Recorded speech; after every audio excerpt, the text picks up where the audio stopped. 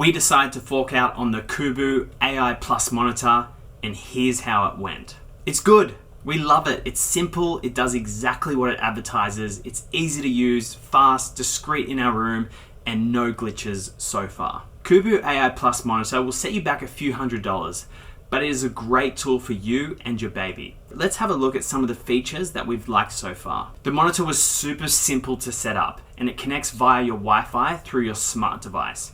You can have it set up to multiple devices, which we have, such as our phone and our iPad. One thing I've noticed, which I like, is the speed which it connects the real time to your device. As soon as you open it, there isn't much lag, so you can monitor your baby immediately, unlike other devices which I've used. They also give a few options of how to mount the camera. We're currently using the freestand, which is somewhat stable. I'd prefer to see how it goes via the wall connection or even connected straight to the cot, but at the moment we're happy with the setup. When you do find the best place to put your crib, in the setup, you will create what they call a danger zone. This essentially is a zone around the crib, which you will determine as unsafe. It will alert you if your baby or something was to enter this zone. This will be a great tool when our baby is a little older and has the ability to move around a little more for herself. The zone can be around the crib, it can be in the crib, or it can be outside the crib. The features which have been super handy are the face covered alerts and the rollover alerts.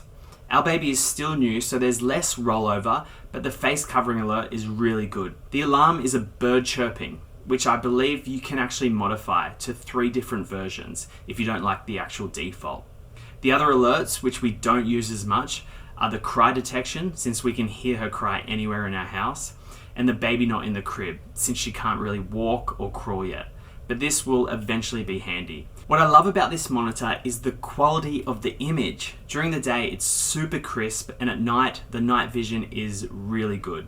At night, our baby looks a little creepy, but I think for the price, the night vision is sufficient enough. Another feature I love is the ability to use the app outside of my house. So when I'm at work, I can see my little girl is in her crib and watch her while I'm away. This monitor has a great two-way audio feature, so we can hear our little one from another room through the device. Though the feature which I thought I would use more, but I use more as a gimmick to talk to my partner, is the two-way audio.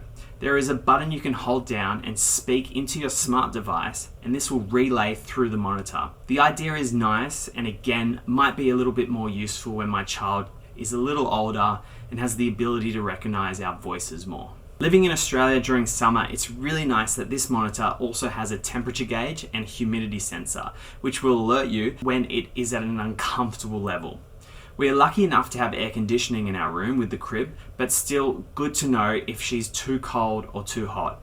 This has actually been one of our biggest worries since babies struggle to regulate their body temperature. One thing I didn't think I would like, but it's great, is the backlight on the camera.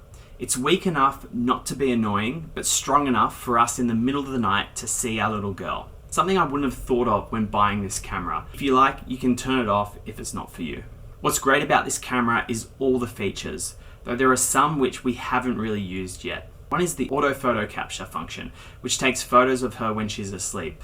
We don't view these only because they're not the most riveting photos in the world. Having said that, it stores all the photos into the app, so it was actually nice to see photos from her when she was 3 days old until now. Another feature we don't use is the music options.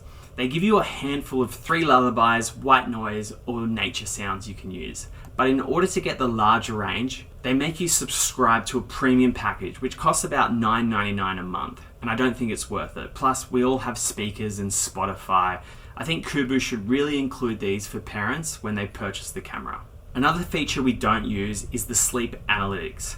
It's great and is really interesting, but we sleep next to her overnight, so we kind of get a grasp on how she sleeps and don't really need a full report on how she slept. But if you're someone who likes looking at this information, maybe this will be a great feature for you. All in all, this is a really comprehensive baby monitor, which has some great safety features. It's easy to use and has so many tools which you'll use over several years as your child grows. For the price, they do pack in quite a bit of technology, so I do think it's worth it. Plus, it's something which will help new parents have a little peace of mind when going to sleep at night.